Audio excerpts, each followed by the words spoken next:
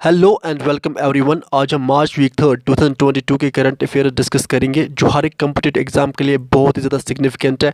And one more thing कि इस particular lecture के पीडीएफ की लिंक नीचे कमेंट एंड डिस्क्रिप्शन में दिया है, आप वहाँ से डाउनलोड कर सकते हैं। No let's start. Question first, Green Triangle named after Mahatma Gandhi was inaugurated in which country? तो recently basically आज़ादी का अमृत महोत्सव या इंडिया 75 years of independence पे एक कंट्री में इनाग्रेट हुआ है green triangle area, green triangle park किसके नाम पे? महात्मा गांधी जी के नाम पे।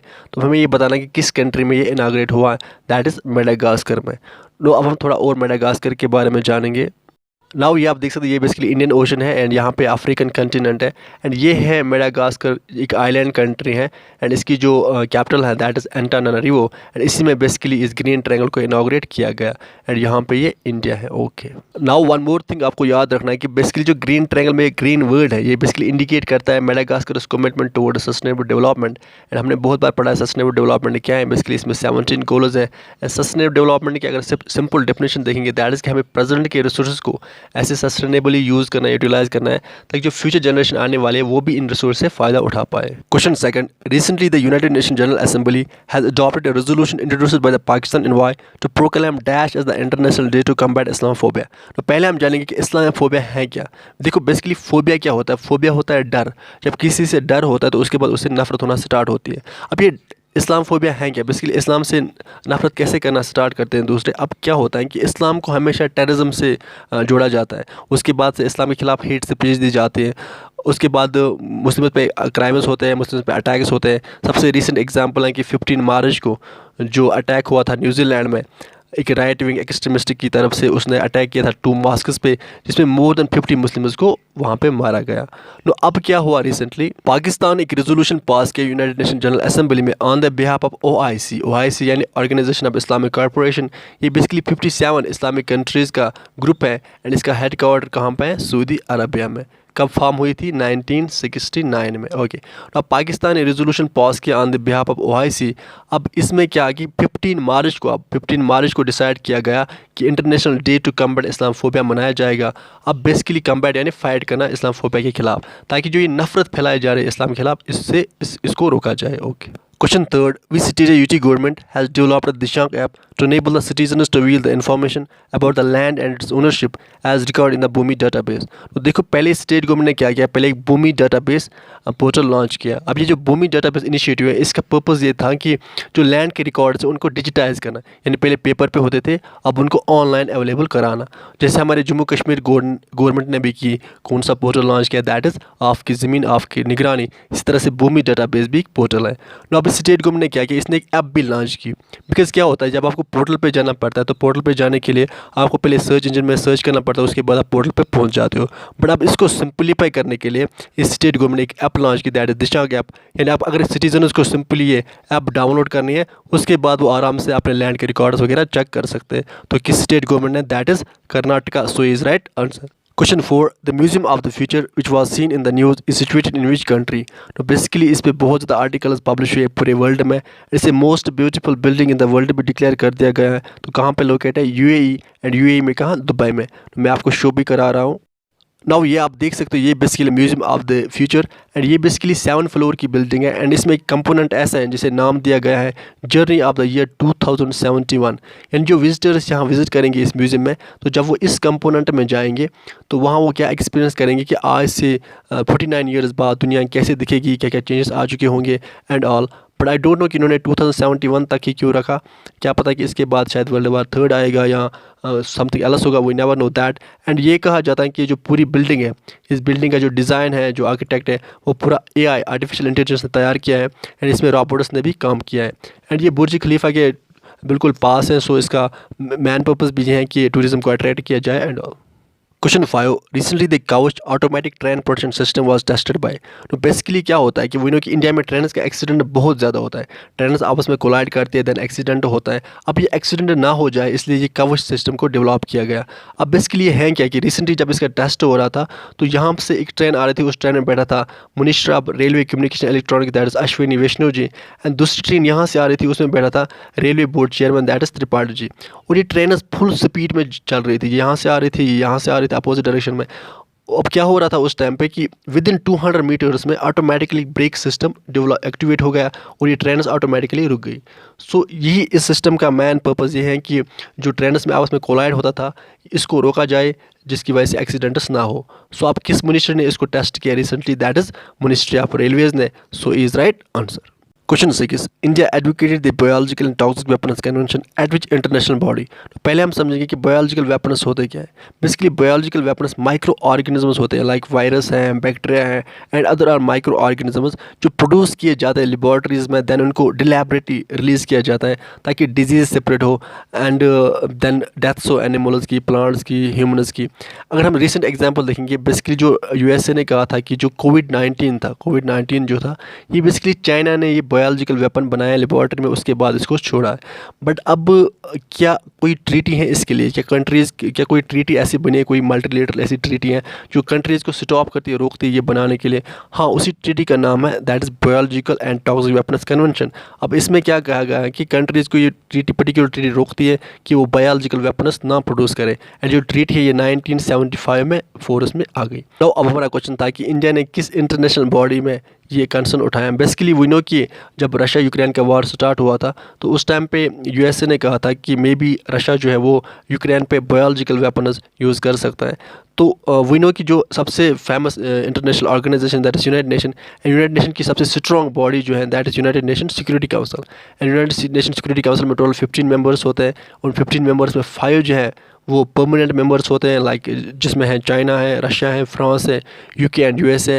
एंड उसमें 10 जो है वो नॉन परमानेंट मेंबर्स होते हैं जो 2 साल के लिए अपॉइंट होते हैं। एंड इंडिया भी अभी 2 साल के लिए अपॉइंट हुआ है, तो इंडिया है यूनाइटेड नेशन सिक्योरिटी काउंसिल का नॉन परमानेंट मेंबर। एंड यहीं पे इंडिया ने एक कंसर्न उठाया था। सो कहाँ पे, that is United Nation Security Council में। So B is right answer. Question 7, Pandrithan Temple, which was seen in the news recently, is located in which Indian state or UT? तो basically जो पंद्रीथन temple ये 8th century का temple है and locate है बादमबाग श्रीनगर में, and it's also a heritage site as well. No, आप किस state में लोकेट है, that is Jammu and Kashmir में। So B is right answer.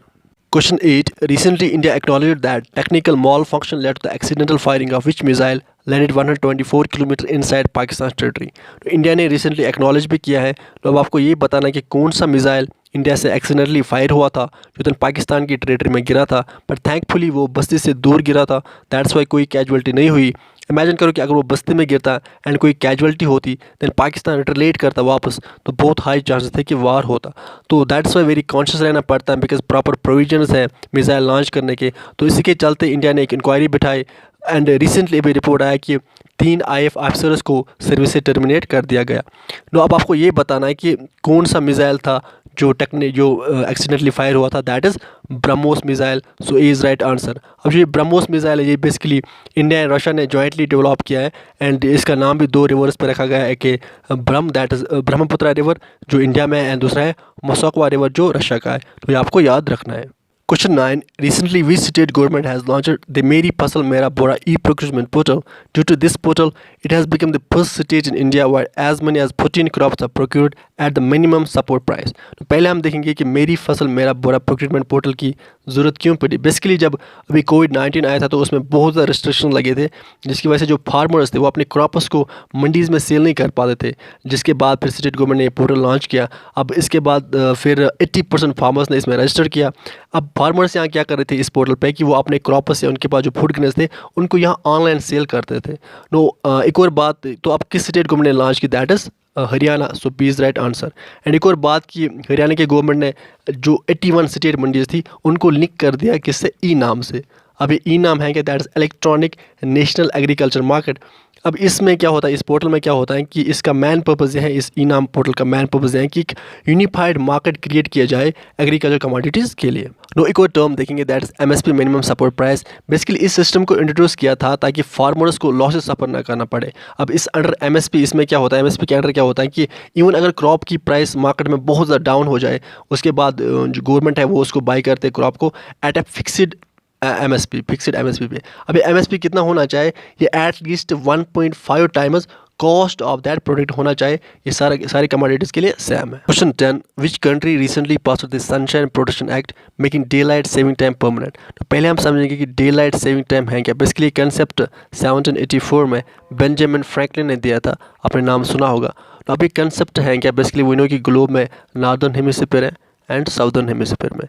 अब जो नॉर्दर्न हेमिस्फीयर में कंट्रीज़ हैं लाइक इंडिया को छोड़ो बिकॉज इंडिया इक्वेटर के पास है, कंट्रीज़ लाइक अमेरिका है, कनाडा है, फ्रांस है एंड ऑल, ये जब भी समर आता है या जब स्प्रिंग आता है मार्च अप्रैल, तो अपने क्लॉक्स को एक आवर आगे करते हैं बिकॉज वी नो कि समर में सन जल्दी राइज होता है। तो इसकी वजह से क्या करते हैं कि ये जो डे लाइट होता है उसका बेटर यूज़ कर पाते हैं, यानी ये सारे काम डे लाइट में करते हैं जिसकी वजह से इलेक्ट्रिसिटी एंड एनर्जी की सेव होती है। एंड सेम फिर जब ऑटम आता है यानी सितंबर अक्टूबर आता है तो अपने क्लॉक्स को वापस बैकवर्ड 1 आवर करते हैं। तो अब इसी को क्लॉक को 1 आवर आगे करना, 1 आवर पीछे करना, इसको ख़त्म करने के लिए एक एक्ट लाया गया that is sunshine protection act. तो किस कंट्री ने पास किया, दैट इज यूएसए ने। So B is right answer. Question 11, what is the upper limit of UPI lite payment transaction. जो UPI lite payment transaction service है ये national payment corporation of India जो RBI के under function करती है उसने इसको लॉन्च किया। अब जो हमने इससे पहले भी पढ़ा था यूपीआई 1 2 3 पे, बेसिकली वो आरबीआई ने लॉन्च किया था, वो फीचर फ़ोन्स के लिए थी। फीचर फ़ोन्स यानी नॉर्मल फ़ोन्स होते हैं जो आप कॉलिंग या एसएमएस वगैरह के लिए यूज़ करते हैं। एंड एक और बात थी कि अगर आपके पास इंटरनेट भी नहीं है तब भी आप फीचर फ़ोन्स के थ्रू किसी को पैसे भेज सकते हैं, किसी से पैसे मंगवा सकते हैं। तो यूपीआई 1 2 3 सर्विस उसी के लिए थी। तो एग्जैक्टली यूपीआई लाइट जो है ये भी वैसे ही काम करता है, ये भी फीचर फ़ोन्स के लिए है। ये भी अगर आप किसी रिमोट एरिया में है, आपके पास इंटरनेट भी नहीं है, तब भी आप किसी को पैसे भेज सकते हैं, किसी से पैसे मंगवा सकते हैं। But UPI light small amounts के लिए, यानी अगर आपको स्मॉल अमाउंट्स की ट्रांजेक्शन करनी है 50 रुपये 100 रुपये 200 रुपये, उस टाइम पे आप यूपीआई लाइट का यूज़ कर सकते हैं। तो अब इसकी जो मैक्सिमम अपर लिमिट है वो कहाँ तक है, वो ₹200 तक है। 200 से ज़्यादा आप पेमेंट नहीं कर सकते। So that is why B is right answer. Question 12, who has been appointed as the chairman of the National Financial Reporting Authority. तो पहले हम समझेंगे नेशनल फाइनेंशियल रिपोर्टिंग अथॉरिटी है क्या। बट इसको समझने से पहले हमें अकाउंटिंग एंड ऑडिटिंग के बारे में पता होना चाहिए। वैसे आपने अकाउंटेंसी में पढ़ा होगा कि अकाउंटिंग सिंपली मीन्स कि जितनी भी financial and non financial information है किसी कंपनी की उनके रिकॉर्ड्स बनाना, उसे हम अकाउंटिंग कहते हैं। ऑडिटिंग क्या होती है, ऑडिटिंग होती है यानी एग्जामिन करना। एग्जामिन यानी जो रिकॉर्ड्स बनाए इस कंपनी ने क्या ये सही है या गलत है, तो ये होती है ऑडिटिंग। तो अब जो ये NFRA है that is national Financial Reporting authority, ये बेसिकली बनाई गई थी 1 अक्टूबर 2018 को अंडर कंपनीज एक्ट 2013। ओके, ये आपको याद रखना है। तो अब बेसिकली वी नो कि बहुत सारे स्कैम्स हो रहे थे, जैसे PNB स्कैम हुआ था 2014 में, जिसकी वजह से 1200 करोड़ का जो नुकसान हुआ था। उसके बाद से डिमांड रखी गई कि अब एक इंडिपेंडेंट रेगुलेटरी बॉडी अपॉइंट की जाए जो रूल्स बनाए कि अकाउंटिंग ऑडिटिंग कैसे करनी चाहिए। सो इन स्कैमर्स को रोकने के लिए बेसिकली इस NFRA को बनाया गया। तो अब इसका अभी रिसेंट चेयरमैन चुना गया that is Ajay Bhushan Pandey. So E is right answer. Question 13, Khel Mahakumbh is a sports event held in which Indian state. तो बेसिकली जो ये खेल महाकुंभ स्पोर्ट्स इवेंट है ये 2010 से स्टार्ट हुआ था। तब उस टाइम पे इसमें 13 लाख पार्टिसिपेंट्स ने 16 डिफरेंट स्पोर्ट्स में पार्टिसिपेट किया था। एंड रिसेंटली इसको इनाग्रेट किया PM मोदी ने। किस स्टेट में ये होता है, that is Gujarat. And Gujarat में कहाँ पे, अहमदाबाद में। तो ये आपको याद रखना है।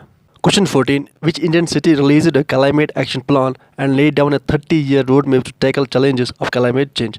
बेसिकली ये जो प्लान है इस प्लान का मेन पर्पस है कि जो ग्रीन हाउस गैसेज है like carbon dioxide and all उनको कंट्रोल किया जाए। एंड जो टारगेट है zero emission of green house का जो इंडिया ने बनाया उसको भी अचीव किया जाए। सो किस सिटी ने ये प्लान ड्रा किया है या रिलीज़ किया है, दैट इज़ मुंबई ने। So B is right answer. Question 15, Geneva convention which was seen in the news recently is related to which field. Basically जो जेनीवा कन्वेंशन है ये वर्ल्ड वॉर सेकंड के बाद बना। ये बंच ऑफ एग्रीमेंट्स हैं जो 1949 में बना। अब इसमें है क्या, इसमें बेसिकली ये है कि जो वॉर टाइम प्रिजनर्स होते हैं, वॉर टाइम प्रिजनर्स सिविलियंस हो सकते हैं, मिलिट्री पर्सन हो सकते हैं, तो उनके साथ कैसे ट्रीट करना है। फॉर एग्जाम्पल अभी रशिया यूक्रेन का वॉर चल रहा है। अब अगर रशिया ने यूक्रेन के कोई सोल्जर्स या सिविलियंस को ले लिया तो अब उनको उनके साथ कैसे ट्रीट करना है। फॉर एग्जाम्पल जब अभिनंदन पाकिस्तान में गिरा था तो उसके बाद से पाकिस्तान ने उनको कैसे ट्रीट किया था, उनको फिर इंडिया को वापस दे दिया था। तो ये सब कुछ जेनीवा कन्वेंशन में लिखा है। इसमें आल्सो ये भी लिखा है कि प्रोटेक्शन प्रोवाइड करनी है सिविलियंस को जो वार जोन के आसपास रह रहे हैं। तो बेसिकली रशिया यूक्रेन का वार चल रहा है, दैट्स वाई ये सब चीज़ें न्यूज़ में है। तो अब जेनीवा कन्वेंशन है कि ये बेसिकली सेट ऑफ रूल्स है कि वार के टाइम कैसा बिहेवियर होना चाहिए। सो किस फील्ड से रिलेटेड है, rules for competent behaviour during a war. So B is right answer. Question 16, an iron age stone known as menhir of white color has been unearthed in which Indian state। तो exam में पूछा जाएगा तो बस state का नाम पूछा जाएगा, कहाँ पे फाउंड किया गया ये iron age stone white colour की, दैट इज तेलंगाना में, so B is right answer. Question 17, which company launched India's first fuel cell electric vehicle? तो किस कंपनी ने लॉन्च की इंडिया की first fuel cell electric vehicle? तो पहले हम जानेंगे कि फ्यूल सेल पे व्हीकल कैसे रन करते हैं। बेसिकली जो फ्यूल सेल है ये कंबाइन करते हैं हाइड्रोजन एंड ऑक्सीजन को, उसके बाद यहाँ पे इलेक्ट्रिक करंट जनरेट होती है जिसकी वजह से जो व्हीकल है वो रन करते हैं। नो अब वी नो कि हाइड्रोजन ऑक्सीजन का जो बाई प्रोडक्ट है दैट इज वाटर, यानी यहाँ वाटर जनरेट होगा एंड थोड़ी सी हीट जनरेट हो जाएगी। तो अभी जो हम कार्स में यूज़ करते हैं पेट्रोल डीजल, उनसे क्या होता है, उनसे उनका जो बाई प्रोडक्ट है दैट इज कार्बन डाइऑक्साइड, यानी कार्बन डाइऑक्साइड निकलता है। And carbon dioxide we know greenhouse gas है जिसकी वजह से बहुत ज़्यादा पोल्यूशन होती है, क्लाइमेट एंड एनवायरनमेंट पे बहुत नेगेटिव इम्पैक्ट होता है। तो अब जो फ्यूल सेल्स है बेसिकली एनवायरनमेंट फ्रेंडली है एंड इसकी वजह से फॉसिल फ्यूल्स पे भी डिपेंडेंसी कम हो जाएगी। वैसे भी फॉसिल फ्यूल्स फ्यूचर में अब ख़त्म होने वाला है। तो दैट इज़ वाई अब कौन सी कंपनी है जिसने लॉन्च की इंडिया की first fuel cell electric vehicle? That is Toyota, so B is right answer. And अभी रिसेंटली इंडिया ने first indigenous hydrogen fuel bus भी लॉन्च की है पुणे में, सो ये भी आपको याद रखना है। Question 18, which country has developed a relativistic cholesterol amplifier which can destroy satellites in space? No किस कंट्री ने डेवलप किया है रिलेटिविस्टिक कोलेस्ट्रॉल एम्पलीफायर जिसकी वजह से वो दूसरी कंट्रीज के सैटेलाइट्स को स्पेस में डिस्ट्रॉय कर सकता है? तो कितना ज़्यादा डिस्ट्रक्टिव हो सकता है ये? नो किस कंट्री ने डेवलप किया? दैट इज चाइना ने, so C is right answer. Question 19, recently MV Ram Prasad Bismil has become the longest vessel ever to sail on which river? देखो आपके सिलेबस में transport and communication that's why important है। सो अब ये MV Ram Prasad Bismil longest boat बन गई है, तो किस रिवर में चली है? That is Brahmaputra, so is right answer. Question 20, recently Deepak Dar has become the first Indian to win which of the following prestigious prize? तो ये बेसिकली फर्स्ट इंडियन बन गए जिनको ये प्राइज़ मिला है। कौन सा prize? That is Boltzmann prize. इन्हें किस फील्ड में मिला है? बेसिकली इन्हें मिला है for his contribution in statistical physics. Question 21, recently which ministry has launched the e-bill processing system on the occasion of 46th Civil Accountants Day? That was on 1st March. तो किस ministry ने launch की? Basically ये ई-बिल processing system ये है क्या? इसका purpose है कि जो बिल्स है, जो भी बिल्स है उनको मैनेज करना, उनको बनाना डिजिटली, ना कि पेपर का यूज़ करके। अब किस मिनिस्ट्री ने लॉन्च की? That is finance ministry, so is right answer. Question 22, recently which government marked 100 years of the Paul Datwa killings, calling it a massacre bigger than the Jallianwala Bagh massacre of 1919? तो जो Paul दत्वा killings है ये हुए थे 7 मार्च 1922 को। अभी recently इसके 100 ईयर्स कंप्लीट हुए। अब किस गवर्नमेंट ने कहा कि जिलेवाला बाग मैसेकर से भी बड़ा था? That is Gujarat government. अब पाल दर में हुआ क्या था? यहाँ पे एक ट्राइब थी दैट इज़ बेहल ट्राइब। अब ये प्रोटेस्ट कर रहे थे against land revenue tax. Then Britishers आ गए, उन्होंने यहाँ पे फायरिंग की एंड यहाँ पे मोर देन 1000 ट्राइबस मर गए। एंड अभी इसके 100 ईयर्स कंप्लीट हुए, दैट्स वाई इंपॉर्टेंट है। एंड एक और इंसिडेंट है दैट इज चोरा चोरी इंसिडेंट, जिसके अभी 100 ईयर्स कंप्लीट हुए थे। एंड वन मोर थिंग आपको याद रखना है कि बिहार में एक शहीद दिवस मनाया गया। किसकी याद में? क्योंकि 15 फरवरी को मनाया गया, 15 फरवरी 2022 को। अब वो किस याद में मनाया गया? बिकॉज वहाँ पे भी तारापुर टाउन में 35 फ्रीडम फाइटर्स को मारा गया। एंड बिहार गवर्नमेंट ने कहा कि ये जो तारापुर इंसिडेंट है ये सेकंड बड़ा इंसिडेंट है आफ्टर जलियांवाला बाग मैसेकर, तो ये आपको याद रखना है। नाउ विद दिस हमारा आज का सेशन कंप्लीट होता है। आप कंटिन्यूसली अच्छे से पढ़ाई करते रहे, अपना अपने पेरेंट्स का ख्याल अच्छे से रखें। Good bye.